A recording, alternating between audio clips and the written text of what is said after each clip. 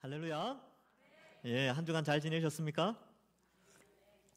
예, 건강한 모습으로 뵙게 되어서 저도 기쁩니다. 또, 이 백신 보급이 많이 이렇게 확산이 돼서 또 이게 어르신들 만나뵈면 거의 대부분이 다 백신 주사를 맞으신 분들이 상당히 많습니다.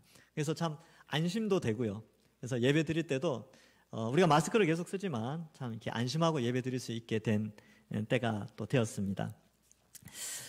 예, 우리가 이제 이 주일 시간에는 요한계시록을 살피는데 오늘 새벽 예배를 마치고 집으로 가는데 그 이상한 전도지 같은 게 이제 차에 이렇게 꽂혀 있더라고요. 안에 보니까 뭐 여러 가지 좋은 내용들도 있는데 그 요한계시록에 대해서 또 잘못된 내용들도 있어가지고 이게 요한계시록을 우리 모든 성도들이 일생에 한 번 정도는 좀 꼼꼼하게 자세히 배울 필요가 있겠다 이런 생각도 해보고 또 666에 대해서 잘못 해석하고 또 극단적으로 해석하는 부분도 있으니까 또 이렇게 제가 이제 설교를 통하여서 이렇게 한 것들을 좀 기억하셨으면 좋겠다 이런 생각을 해봅니다. 그 이제 전도지에 보니까 666은 뭐 베리칩이다, 바코드다, 뭐 이거 받으면 안 된다, 뭐 이런 식으로 이렇게 해석을 했더라고요. 그래서 우리는 그렇게 배우지 않았죠. 계시록 13장에 또 14장에 모든 사람은 이마에 표를 받게 되는데 그것이 사람의 짐승의 숫자를 받느냐 하나님의 이름을 받느냐 그걸 말씀을 드렸고 성령을 통하여 인치심을 받은 자는 이마에 하나님의 이름과 어린 양의 이름이 있고 그렇지 않는 자들은 짐승의 숫자가 있다. 그래서 그거는 이제 상징이죠, 상징.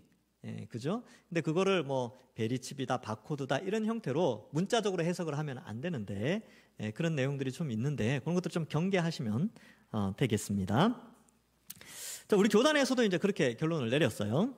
자, 우리가 이제 제가 설교를 하는 것은 12장부터 20장까지, 18장까지 이제 설교를 해왔는데, 지난주에도 말씀드렸지만, 문장 구조를 알면 요한계시록을 좀 쉽게 이해할 수 있습니다. 요한계시록은요, 환상 덩어리를 이제 계속 반복해서 사용하고 있습니다. 그래서 12장부터 14장까지는 교회에 대한 과거, 현재, 미래의 모습을 나타내고, 또 15장, 16장은 7 대접 심판을 통하여서 이 세상의 멸망에 대한 내용들로 기록되어 있고 17장부터 20장까지는 이 세상의 멸망을 좀 구체적으로 그러니까 바벨론과 짐승과 거짓 선지자 마귀의 멸망을 기록하고 있습니다. 이것은 12장부터 20장까지는요 시간 순서대로 되어져 있는 것이 아닙니다. 환상을 이렇게 각자의 환상을 그냥 이렇게 기록한 것이죠. 그러니까 이걸 연대기적으로 이렇게 일어나겠구나 이렇게 생각하지 마시고 하나님께서 인류의 역사를 이렇게 계획하고 계시는구나. 다양한 환상을 통해서 우리에게 교훈하고 있구나. 라는 것을 우리가 좀 알 필요가 있습니다. 그래서 14장과 16장과 18장에는 동일하게 바벨론의 멸망에 대해서 기록하고 있습니다. 그러니까 바벨론이 앞에서 멸망했는데 또 멸망할 리는 없겠죠. 그러니까 순서대로 된 것이 아니라 환상을 이렇게 덩어리째로 기록하고 있다. 이것을 말씀을 드렸습니다. 오늘 이 18장은요, 바벨론의 멸망에 대해서 설명을 하는데, 바벨론이 뭐냐라고 했을 때, 이 한 나라나 이런 것이 아니라, 인류가 이룩해 놓은 하나님을 대적하는 문명을 의미하는 것이다. 이것이 이제 사회, 정치, 경제, 뭐, 문화, 예술, 과학, 교육, 뭐 이런 것들로 이 바벨론 문명이 형성되어져 있다라는 것을 우리는 계속해서 살피고 있습니다. 자, 이런 인간의 문명이 발달시켜 놓은 이 바벨론이 정말 화려한 것 같고 멋있어 보이고 괜찮은 것처럼 보이는데 이것이 하나님을 대적함으로 말미암아 멸망을 하게 된다는 사실을 우리에게 계속해서 가르쳐주고 있습니다. 자, 9절에 보시면 그와 함께라고 했는데 그가 뭐냐 하면 바벨론이죠. 앞에서는 이제 음녀로 묘사되고 있습니다. 그 음녀인 바벨론과 함께 음행하고 사치하던 땅의 왕들이 그가 불타는 연기를 보고 울고 가슴을 친다라는 장면이 나오죠. 일단 여기에 땅의 왕들이 나오는데 이 9절부터 19절까지는요. 세 부류의 사람이 나옵니다. 첫 번째 부류는 땅의 왕들이죠. 정치 권력을 가진 자들입니다. 두 번째로는 11절부터 17절까지의 땅의 상인들이 나와요. 상인들. 이 사람들이 이제 경제권을 가지고 있는 사람들이죠. 그래서 경제를 가지고 이제 움직이는, 그러니까 정치와 경제, 권력과 부를 상징하는 자들이 등장을 하게 되고 17절 후반부부터 19절까지는 배를 타는 무역을 하는 무역업자들이 나옵니다. 근데 무역업자들의 특징이 뭐냐 하면 경제 물품, 그러니까 상품을 운반하는 유통업도 감당하지만 사실 이 배 안에는 문화와 교육과 기술 이런 것들이 다 담겨져서 나라들로 전파되는 그런 것이 있습니다. 그러니까 정치 권력, 경제, 문화와 기술의 발전, 확산 이런 것들이 다 요 세 부류가 등장을 하면서 바벨론의 멸망 때문에 애가를 부릅니다. 슬플 애자, 노래 가자. 슬픈 노래를 불러요. 근데 사실 이들은 다 바벨론과 연합된 공동체이죠. 즉 바벨론의 멸망으로 말미암아 이들도 이제 멸망을 당하는데 그 멸망이 그들의 멸망 때문에 이제 슬퍼하는 장면이 나오게 됩니다. 그래서 한번 살펴보면 바벨론의 불타는 연기를 보고 울죠. 그리고 가슴을 칩니다. 여러분 보통 우리가 언제 울며 가슴을 치냐 하면 사랑하는 자와 이별할 때 울며 가슴을 칩니다. 그죠? 보통 그래요. 그러면 이 왕들이 바벨론을 사랑했어요. 왜냐하면 늘 함께하면서 그 속에서 즐거움을 누리고 쾌락을 누리고 정욕을 채우고 사치와 음행으로 막 즐겨 사는데 그 바벨론이 사라지니까 그 사랑하는 바벨론이 없어지니까 울면서 애통하는 것이죠. 그러니까 이 앞에서 우리는 어떻게 배웠습니까? 우리는 이 바벨론에 속한 자가 아니에요. 하나님이 하나님의 백성들에게 거기에서 나오라라고 표현을 했죠. 그러니까 그 문화나 그 문명 가운데 젖어 사는 것이 아니라 그 문명 속에 살더라도 성경적 가치관으로 살 것을 우리에게 하나님이 요구하고 계십니다. 그러나 불신자들은, 예수님 믿지 않는 자들은요, 이 바벨론 문명 속에서 살고 그것과 함께 동행함으로 살기 때문에 문명 자체가 없어지니까 어때요? 슬퍼하는 거예요. 애통하고 가슴을 치는 것이죠. 그래서 이것은 바벨론과 한 운명 공동체라는 것을 우리에게 보여주고 있습니다. 우리는 바벨론 공동체가 아니에요. 우리는 18장 4절에 보면 그렇게 나와요. 내 백성아 거기서 나와 나의 죄에 그의 죄에 참여하지 말고 그가 받을 재앙을 받지 말라. 이렇게 돼 있어요. 우리는 그 바벨론에 속한 자가 아닙니다. 근데 이 땅의 왕들은 어떻습니까? 바벨론에 속해 있죠. 그래서 10절에 보면 그의 고통, 바벨론의 고통을 무서워하여 멀리 서서 이르되 화이또다 화이또다 큰 성 견고한 성 바벨론이여 한 시간에 내 심판이 이르렀다 하리로다. 이렇게 기록하고 있습니다. 그런데 여기에 보시면 이 멀리 서서 이렇게 되어 있죠. 그러니까 이 왕들은 바벨론의 멸망과 상관없이 멀리 서 있는 것처럼 보이지만 사실은 그렇지 않아요. 멀리 서서 이런 말을 하지만 같은 심판 아래 이 왕들도 다 멸망을 받게 됩니다. 근데 이 화이또다 화이또다 큰 성 견고한 성 바벨론이요 한 시간에 내 심판이 이르렀다. 이 표현은 3번 반복이 돼요. 여기 10절에 나오고요. 이 이제 왕들의 애가죠. 그리고 16절에 보면 상인들의 애가에서도 이 표현이 그대로 나오게 됩니다. 그리고 이 19절 뒷부분에도 보면 이 표현 화이또다 화이또다 큰 성이여 한 시간에 망하였다라는 표현이 오늘 본문에서 3번 반복되면서 바벨론의 멸망 그리고 그와 연합되어 있던 공동체의 멸망을 우리에게 보여주고 있습니다. 여러분 제가 이제 유대인 문법을 이야기 몇 번 드렸죠. 3번을 반복한다는 것은 최상급을 의미한다. 그렇게 말씀을 드렸어요. 그래서 천사들이 노래할 때도요 보면 거룩하다 거룩하다 거룩하다 전능하신 하나님이여 라고 3번 반복하는 것은 최상급을 의미하는 겁니다. 여기에서 3번 반복하죠. 한 시간에 망한다, 화 있다, 한 시간에 망한다. 이걸 3번 반복하는 것은 바벨론 문명이 확실하게 멸망한다는 것을 보여주고 있습니다. 요거 이제 앞에서 설명할 때도 또 말씀드렸죠. 인심판, 나팔심판, 대접심판. 다 같은 심판인데 3번 반복되면서 하나님의 확실한 심판을 표현하고 있다. 여기서 표현했는데 여기서도 똑같이 그 용법을 쓰고 있습니다. 자, 화가 있대요. 큰 성이고 견고한 성이라고 여겼던 바벨론이 1시간 만에 심판을 받습니다. 요 장면을 보면 다니엘서 5장이 자연스럽게 떠오르는 것입니다. 다니엘서 5장에 보면 바벨론이 멸망을 해요. 근데 1시간 만에 멸망합니다. 이 1시간이라는 게 60분이에요. 60분. 1hour라고 되어 있는데 이 1시간 만에 멸망하게 된다. 근데 이 바벨론의 역사는 엄청 깁니다. 바벨론의 1대 왕이 누구였냐 하면 역사의 기록에 보면 니무롯이라고 돼 있죠. 근데 이 성경에도 니무롯이라는 인물이 등장합니다. 그리고 이 티그리스 유프라테스 강 주변의 속담에 아주 용맹한 사람이 등장하게 되면 야, 저 사람은 참 니무롯 같다 이런 표현을 썼다는 거예요. 창세기에 그 내용이 나오죠. 그래서 1대 왕 니무롯부터 마지막 왕 벨사살까지 거의 한 1800년 동안 이 바벨론이 이렇게 존재해 왔어요. 그런데 어떻게 망하느냐? 메대와 페르시아의 군대가 연합해서 침공함으로 그날 밤에 멸망하는데, 그 바벨론 성 안에 이제 벨사살 왕과 귀족들은요, 성 바로 앞에 페르시아와 메대 군대가 있음에도 불구하고 술 마시고 연애를 베풀었어요. 왜 그랬냐 하면 바벨론 성은요, 난공불락입니다. 이 고고학적으로 유적지가 발견이 되어지고 확인을 해보니까 성이 외곽에 성이 하나 있고 내곽에 성이 있으며 운하까지 파서 성이 3중 4겹으로 이 보호를 받고 있는, 그래서 1800년 동안 나라가 뺏기지 않았어요. 엄청난 거죠. 이건 대단한 것입니다. 그런데 순식간에 망해요. 순식간에. 그 이제 바벨론의 벨사살 왕이나 귀족들은 그렇게 생각했죠. 야, 1800년 동안 바벨론 성이 유지되어 왔는데 고레스 왕이 페르시아 군대를 이끌고 왔는데 설마 망하겠냐? 우리는 안전하다, 견고하다, 이 성은 절대로 망하지 않는다, 우리가 이렇게 놓은 이 엄청난 문명에 의해서 우리는 보호받고 있다, 이렇게 생각을 하고 연회를 베풀었다니까요. 그런데 침투에 고레스 대왕이 침투에 성공을 하죠. 그리고 그날 다 망해요. 그거 보면 이제 벨사살 왕이나 귀족들이 술을 엄청 퍼마시고 군사들도 다 술 먹고 이러니까 군대가 들어와가지고 다 막 쓰러져 있는 거예요. 그러니까 들어가가지고 그냥 죽이기만 하면 됐어요.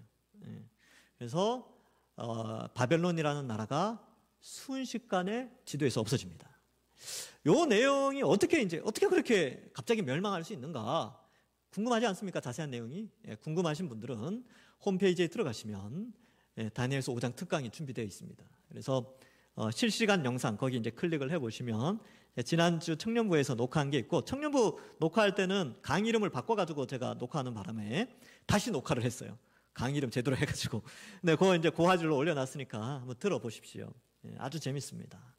자, 이처럼 1시간 만에 멸망을 당하는데 이 독자들, 이 요한계시록을 처음 읽었던 독자들은 알았죠. 아, 그 옛날 BC 539년에 바벨론이 순식간에 멸망한 것처럼 우리 눈에 보이는 이 거대한 문명, 어쩌면 로마라고 생각할 수 있겠죠. 이 로마나 아니면 인류가 이렇게 놓은 이 문명이 순식간에 망하는구나. 언제 망합니까?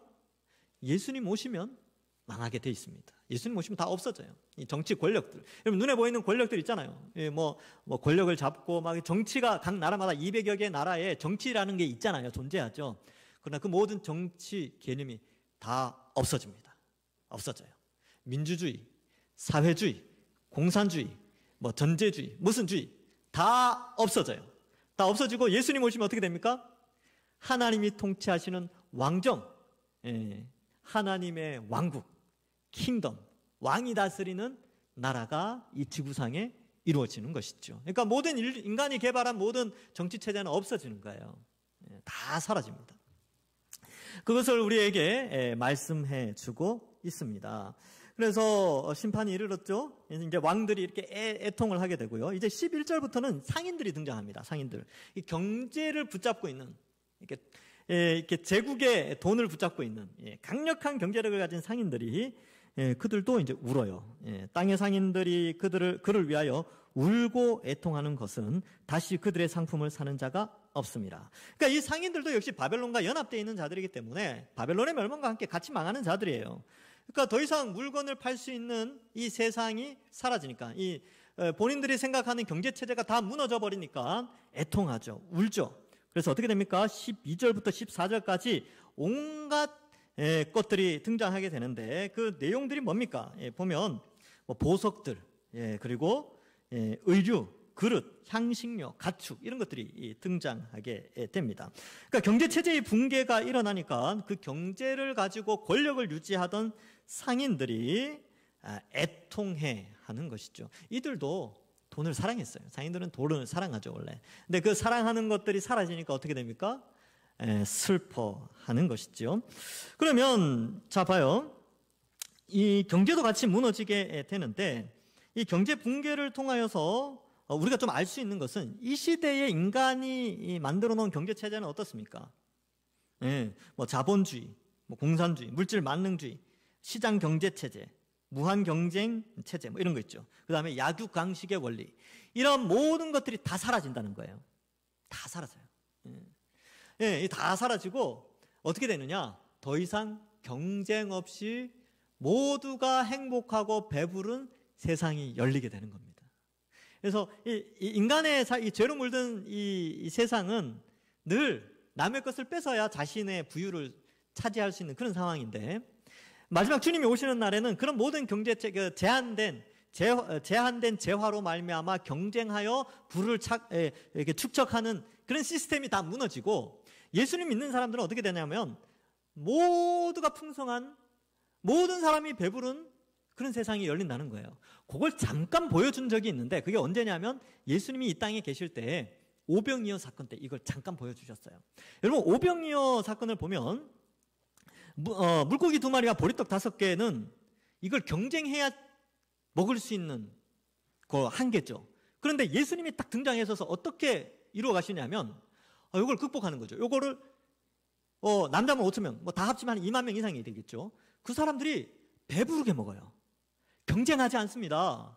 이렇게 채워지지 않으면 더 주십시오. 그러면 얼마든지 더 주는 풍성함을 마음껏 누리고, 그 기록에 보면 마태, 마가, 누가, 요한 이 4복음서에 이게 다 기록되어 있는데 뭐라고 기록되어 있냐면 다 배불리 먹고 그 다음에 남은 것이 12바구니. 예, 하나님 나라의 풍성함을 예수님께서 오병이어 사건을 통해서 잠깐 보여주셨다니까요. 거기에는 경쟁이 없었어요. 약육강식 이런 거 없었습니다. 남의 것을 빼앗을 필요가 전혀 없었어요. 어린아이든 나이 드신 분이든 남자든 여자든 누구나 다 배부르게 먹고 더 이상 못 먹겠다라고 했을 때의 남은 조각이 12바구니가 있었다니까요. 그게 예수님이 함께하는 하나님 나라입니다.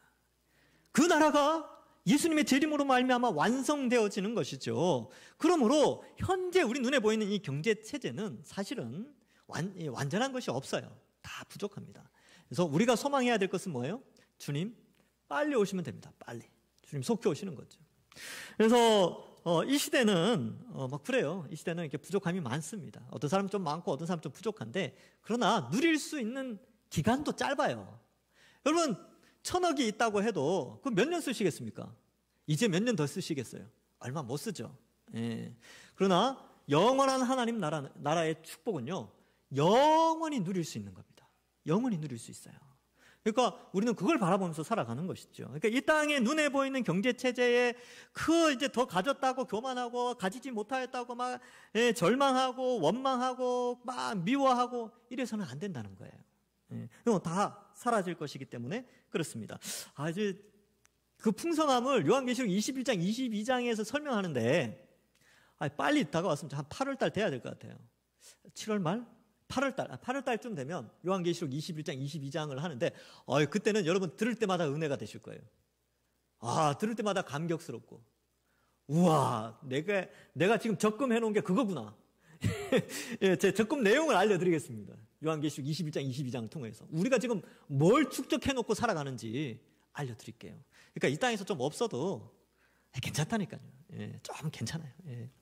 너무 없으면 기도하십시오. 하나님 채워주시니까. 예. 자, 어쨌든 이 상인들은 이제 설명을 하죠. 보니까 12절부터 제가 쭉 읽어볼 테니까, 이 사람들이 도대체 뭘 갖고 있었는가, 얼마나 많은 것들을 가지고 있었는가를 한번 보세요. 그 상품은 금과 은과 보석과 진주와 여기까지 보석류예요. 세마포와 자주 옷감과 비단과 붉은 옷감이요. 여기까지는 의류죠, 의류. 각종 향목과 각종 상아 그릇이요. 값진 나무와 구리와 철과 대리석으로 만든 각종 그릇이요. 이건 가정용품입니다. 예. 우리로 치면 가전제품 같은 거죠.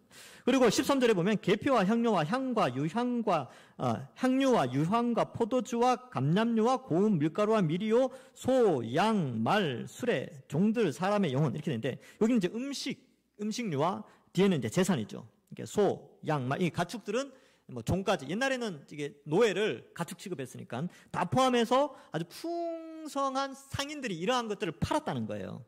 그래서 온갖 음식, 의식주 문제 이런 것들, 가축류 이런 온갖 부유한 것들을 축적할 수 있는 것들을 막 팔고 그랬는데, 어때요? 바벨론의 멸망과 함께 다 사라집니다. 14절에는 바벨론아 내 영혼이 탐하던 과일이 내게서 떠났다. 근데 그 앞에 13절에 보면 좀 독특한 표현이 나오죠. 팔긴 파는데 사람의 영혼들 이렇게 돼 있죠. 그 사람의 영혼도 팔았을까요? 이게 그 앞에 나오는 종들과 사람의 영혼이 같이 묶어서 가는 단어예요. 그러니까 우리는 안 익숙한데 옛날 노예 시장이 형성되어 있던 시대에는 노예를 살 때 그 노예의 몸만 사는 게 아니고요. 그 영혼도 사는 거예요. 그러니까 이게 무슨 말이냐면 그 종의 그 노예의 생명까지도 돈을 주고 사는 그런 노예 시장에서 쓰이는 단어입니다. 그러니까 종들과 사람의 영혼 이렇게 있는데 그 사람의 영혼은 종들의 영혼이에요. 그렇게 이제 오해가 없도록 상인들은 영혼을 사고 팔 수는 없죠.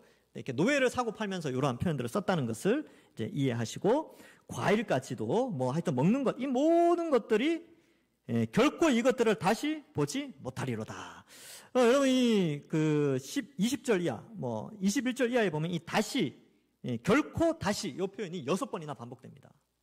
우리가 읽은 본문에서 결코 다시 보이지 않게 되는 상황이 6번이나 반복되면서 눈에 보이는 여러분들이 지금 눈에 보이고 있는 이 모든 것들이요 이 문명이 사라진대요. 확실히 사라진다는 것을 6번이나 강조했다는 것은 확실함을 의미합니다. 영원히 지속될 것 같은데 그렇지 않대요. 예수님의 재림으로 말미암아 새 하늘과 새 땅이 임하면 기존의 정치 체제, 권력 체제, 경제 체제 이런 것들이 다 순식간에 사라지고 다시 보이지 않게 됩니다. 그래서 어떻게 돼요? 16절에 이르되 화 있도다 큰 성이요 세마포 옷과 자주 옷과 붉은 옷을 입고 금과 보석과 진지로 꾸민 것인데 이 표현은 앞에 음료를 묘사할 때 사용되어졌죠. 17장 4절에 보면 그 여자는 자주빛과 붉은빛 옷을 입고 금과 보석과 진주로 꾸미고 손에 금잔을 가졌는데 뭐 이렇게 표현하고 있어요. 이 모든 것이 다 멸망당한다라는 것을 말해주고 있습니다. 그러니까 여러분 이 눈에 보이는 화려한 것들이 대단해 보이잖아요. 순식간에 사라집니다. 순식간에. 자, 그래서 17절에 보면 그러한 부가 한 시간에 망하였도다.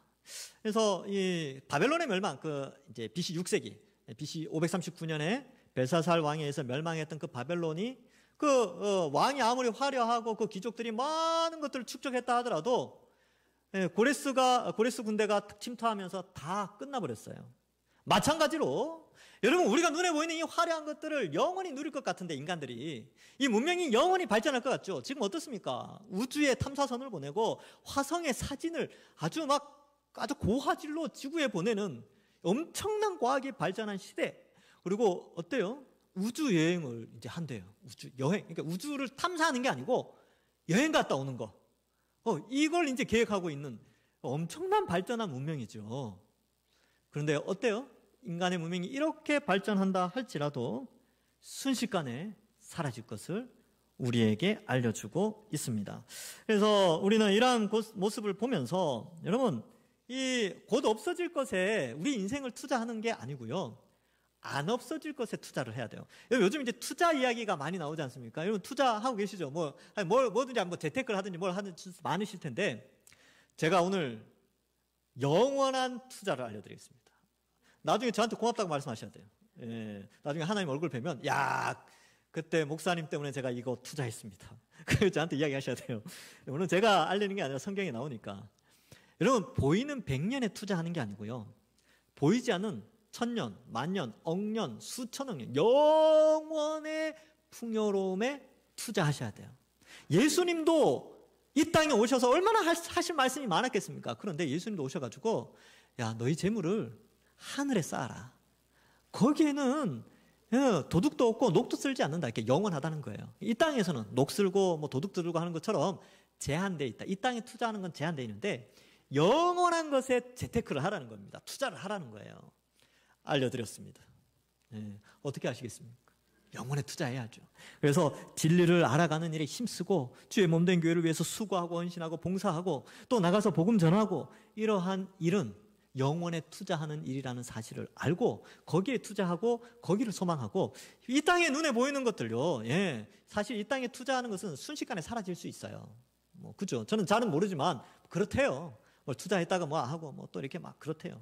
그런 거에 실패할 확률이 있는데 하지 말고 실패 없는 투자, 영원한 하나님 나라에 투자하는 그러한 여러분들이 되셔서 여기 눈에 이게 이 바벨론의 화려함에 현혹되지 말고 영원한 하나님 나라를 바라보면서 거기에 소망을 두고 우리는 살아가야 됩니다. 그러한 소망을 가지시는 여러분들 되시기를 간절히 소망합니다. 예, 자, 계속해서 살펴보겠습니다. 자, 여기 보면 이제 한 시간이 망했죠. 자, 그 다음에 17절 후반부에 보면 모든 선장과 각처를 다니는 성객들과 선원들과 바다에서 일하는 자들이 멀리 서서, 자, 세 번째 부류가 나오는데 이 사람들은 무역업을 하는 사람들입니다. 이 사람들은 경제권만 아니라 이 사람들은 문화를 가지고 있어요. 문화, 예술, 이러한, 그러니까 이게 바다에 배를 타고 다니면서 이 사람들이 물건만 파는 것이 아니라 과학, 기술, 교육, 문명을 판매를 하고 전달을 하는 역할을 해요. 그러니까 이러한 문명을 전달하는 자들이 어떻게 됩니까? 멸망을 당하니까, 그 영향력 아래에 있다가 멸망을 당하니까 어떻게 외칩니까? 18절에 보니까 그가 불타는 연기를 보고 외쳐 이르되 이 성과 같은 성이 어디 있느냐 하며 티끌을 자기 머리에 뿌리고 울며 애통하는 장면이 나오고 있습니다.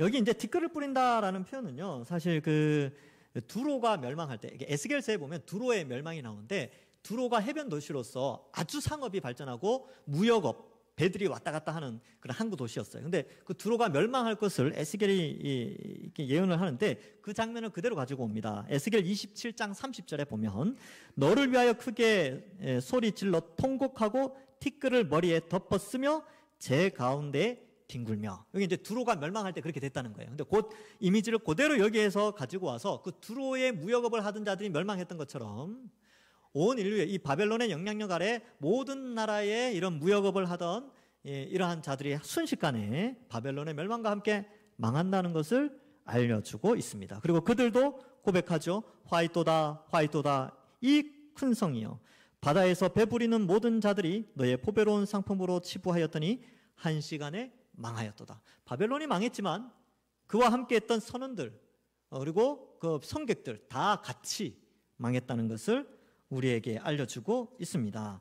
그래서 20절에 보면 어떻게 표현하고 있느냐. 자, 이런 상황이 벌어지니까 20절에 지금 바벨론의 멸망, 권력의 멸망, 그리고 경제의 멸망, 문화의 멸망, 이것을 통하여서 20절에 하나님께서 이런 메시지를 주십니다. 하늘과 성도들과 사도들과 선지자들아, 그로 말미암아 즐거워하라. 하나님이 너희를 위하여 그에게 심판을 행하셨음이라 하더라.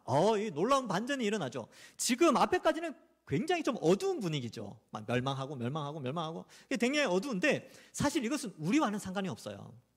우리는 멸망하지 않으니까요. 우리는 왜냐하면 그 바벨론에서 나온 자들이니까. 바벨론에서 나온 자들은 상관없이 그 바벨론의 멸망을 보면서 기뻐하는 거예요. 우와, 드디어 우리를 괴롭히는 이 문화와 경제, 권력이 멸망당하는구나 라고 하며 그리스도인들, 하나님의 택한 백성들은 기뻐하게 됩니다. 20절은 24절과 함께 봐야 돼요. 그래야 이해할 수 있습니다. 자, 24절에 보시면 이렇게 되어 있습니다. 선지자들과 성도들과 및 땅 위에서 죽임을 당한 모든 자의 피가 그 성중에서 발견되었느니라 하더라. 예, 지금 왜 이 성도들과 선지자들과 사도들이 기뻐하냐면 이들이 바벨론 사회 속에서 살면서 죽었어요. 어떻게 죽었냐면 핍박을 당하고 그 바벨론 문화에 동화되지 않고 그걸 거절하고 오히려 그들의 죄를 지적하면서 핍박을 당했거든요. 그리고 죽었어요. 순교를 당했죠. 바로 그 순교의 피를 하나님이 갚아주시는 것입니다. 그래서 요한계시록 6장 10절에 보면 이런 말씀이 나와요. 큰 소리로 불러 이르되 거룩하고 참되신 대주제여, 땅에 거하는 자들을 심판하여 우리 피를 갚아주지 아니하시기를 어느 때까지 하시려 하나이까 하니, 여기 이제 하나님의 제단에서 순교자들이 하나님께 기도, 신원을 하는 장면인데 여기에서 갚아주시는 거예요. 바벨론의 멸망, 짐승의 멸망, 마귀의 멸망을 통해서 이 모든 순교자들, 믿음의 선배들의 핍박과 고난, 이런 것들을 다 갚아주시는 것을 말씀하고 있습니다. 그래서 즐거워하라라는 것이죠. 예수님의 재림으로 말미암아 우리는 기뻐해야 됐죠. 당장 내일 주님이 오신다고 해도 우리는 기뻐해야 됩니다. 자, 보세요. 여러분, 이건 이제 예예요. 여러분, 적금 들어보신 적 있습니까? 적금. 요즘은 이제 적금 잘 안 들죠. 왜냐하면 이자가 높지 않으니까 잘 안 드는데 옛날에 이자가 막 20 몇 프로, 30 몇 프로 할 때가 있었죠. 뭐 있었다고 하더라고요. 저는 기억이 안 나지만. 그러니까 이자가 높을 때는 적금을 드는데 만약에 여러분 내일 오늘 말고 내일 적금을 타신다고 생각해 보십시오. 얼마를 타시냐면 먹을 거 안 먹고 입을 거 안 입고 또 뭐 자녀 교육 대충 시키면서 돈 끝까지 모아가지고 막 내일 적금을 1,000억을 탄다. 1,000억을 이자 붙어가지고 생각만 해도 기쁘시죠. 예. 근데 오늘 밤에 주님 오시면 어떡합니까?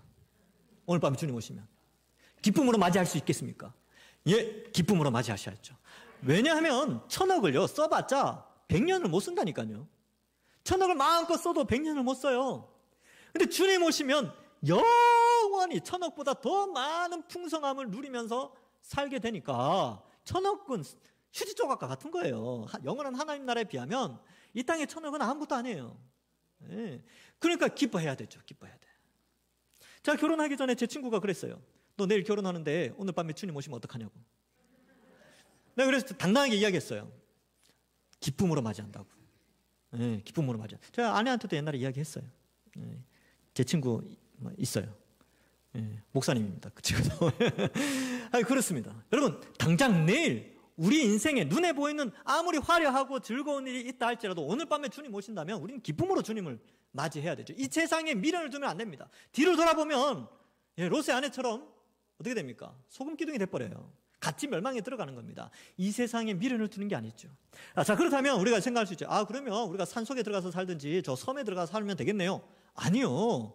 아직도 예수님 믿지 않는 자들이 많이 있잖아요. 하나님 우리에게 주신 사명이 뭡니까? 바벨론과 같은 이 문명 사회 속에 들어가서 바벨론에 물들지는 않되 바벨론 속에 있는 그 영혼들 불쌍히 여기서 전도하라고 우리를 이 사회 속에 보내는 것 아닙니까? 그러니까 멀리떨어 수도원 들어가서 살지 말고 각 사회 속에서 들어가서 믿지 않는 자들에게 복음 전하고 또 그 세상 속에서 세상이 어두워져 가니까 우리는 어떻게 살아야 돼요? 빛과 소금의 역할을 해야 될 거 아닙니까? 그래도 세상 사람들이 우리 보면서 그래도 그리스도인들이 있으니까 그래도 아직까지 세상은 살만하다 이런 고백이 나오도록 해야 될 거 아닙니까? 그래서 우리가 세상에서 사는 것이죠. 그러나 잊지 말아야 될 것은 이 세상의 문명은 영원하지 않다. 그러니까 여러분 많이 가지지 않았다고 너무 낙심하지 마세요. 좀 많이 가졌습니까? 교만하지 마세요. 그래서 원망하거나 교만하거나 낙심하지 않고 영원한 하나님 나라 바라보면서 어떠한 위치에 있든지 늘 감사하고 또 어려움이 있습니까? 늘 기도하시고 또 하나님께 영광 돌리며 그렇게 우리는 살아가는 것입니다. 자, 계속해서 이제 살펴보겠습니다. 21절부터 23절까지는요. 결코 다시 이런 표현들이 강조되면서 이 문명이 사라질 것을 설명하고 있습니다. 이에 한 힘센 천사가 큰 맷돌 같은 돌을 들어 바다에 던지죠. 큰 성이 바다의 돌을 아주 큰 돌을 바다에 딱 던지면서 바벨론이 이 바위처럼 바다에서 올라올 수 없는 것처럼 사라질 것이다. 결코 다시 보이지 않을 것이다. 라는 것을 말씀하고 있습니다. 그래서 이러한 표현들은요, 사실 구약에 보면 이러한 표현들이 또 등장하게 됩니다. 그래서 구약에도 보면 예레미야서에 보면 이러한 표현들이 등장을 해요. 그래서 바벨론의 멸망을 이야기하면서 책을 돌에 묶어서 바다에 던져요. 근데 천사가 뭐라고 이야기하냐면 돌이 떠오르지 않는 것처럼 바벨론도 사라질 것이다 라고 하면서 벨사살 왕의 멸망을 예언을 하는데 신약 시대의 요한계시록에서는 큰 돌이 바다에 던져지는 것을 통하여서 다시는 바벨론이 떠오르지 않는다라는 것을 통하여 우리가 가진 이 문명이 반드시 멸망할 것을 우리에게 알려주고 있습니다. 사실 1차 독자였던 당시 2000년 전에 성도들은 어떤 생각을 했냐면 이 로마에 대해서 생각을 했겠죠. 로마가 그 시대를 지배하고 있었으니까 우리를 핍박하는 이 로마가 저 돌멩이가 큰 바위가 바다에 가라앉은 것처럼 언젠가 멸망할 날이 있겠구나 라고 하면서 신앙을 지켜 나갔습니다. 우리도 마찬가지죠. 우리도 결코 다시 보이지 않을 이 바벨론 문명이 되어진다는 사실을 알고 우리도 낙심하지 않고 이 신앙을 지켜나가는 거죠. 그래서 우리가 어떻습니까? 예수 그리스도를 믿는 성경적 가치관으로 이 땅을 살아갈 때에 이 세상 사람들로부터 핍박이 있죠. 고난이 있어요. 어려움이 있다니까요. 그렇지만 그걸 이겨내고 견뎌내는 것이죠. 자, 계속해서 살펴보겠습니다. 22절에 보면 검은 고 타는 자, 풍류하는 자, 퉁소 부는 자, 나팔 부는 자, 이렇게 음악과 관련돼 있죠. 이렇게 유흥과 관련돼 있는데 그런 자들이 결코 보이지 않죠. 다시 들리지 않고. 그 다음에 22절 중간에 보면 세공업자든지 결코 다시 내 안에서 보이지 아니하고 또 맷돌 소리가 결코 다시 내 안에서 들리지 아니하고 등불빛이 결코 다시 내 안에 비치지 아니하고 신랑과 신부의 음성이 결코 다시 내 안에서 들리지 아니하리로다. 여기 보면 이제 음악, 그 다음에 그죠, 음악이 나오죠. 그 다음에 세공업자는 공업이에요. 공업, 뭔가를 깎아내고 만들어내고 이런 거 공업. 그 다음에 맷돌 소리, 등불빛 이런 것은 이제 문화와 관련된 건데, 지금 찬란한 문화, 인류가 이렇게 해놓은 찬란한 문화가 다시는 없어질 것이다. 찬란해 보이지만 하나님을 대적하는 이런 모든 문화들은 사라지게 됩니다. 근데 이 장면은요, 창세기에 보면 노아 홍수 전에 가인의 문명과 아주 비슷합니다. 그리고 가인의 7대 손들이 누구냐면 야발, 유발, 두발가인 이런 사람들인데, 야발은 가축업을 했어요. 그러니까 들짐승을 길들여서 집에서 키우기 시작했습니다. 이건 뭘 의미하냐면 부의 축적이 가능해졌다는 거예요. 그 다음에 유발은 수금과 퉁소를 시작한 사람이에요. 그러니까 음악의 아버지 뭐 누가 있죠, 그죠? 근데 실제로 성경에서는 음악의 시작이 바로 유발을 통해서, 유발이 악기를 만들어서 노래를 부르기 시작했어요. 그리고 두발가인은 구리와 쇠 문명을 발전시켰죠. 근데 이렇게 청동기와 철기 문명을 두발가인을 통해서 했는데, 그 바벨 지역에서 이제 그 아라랏산 그 인근 지역에서 뭐 이렇게 했겠죠. 근데 이들이 그 노아 홍수 전에 이런 찬란한 문명을 가인의 후손들이 만들어냈어요. 그런데 홍수 때 싹 사라집니다. 순식간에 없어져요.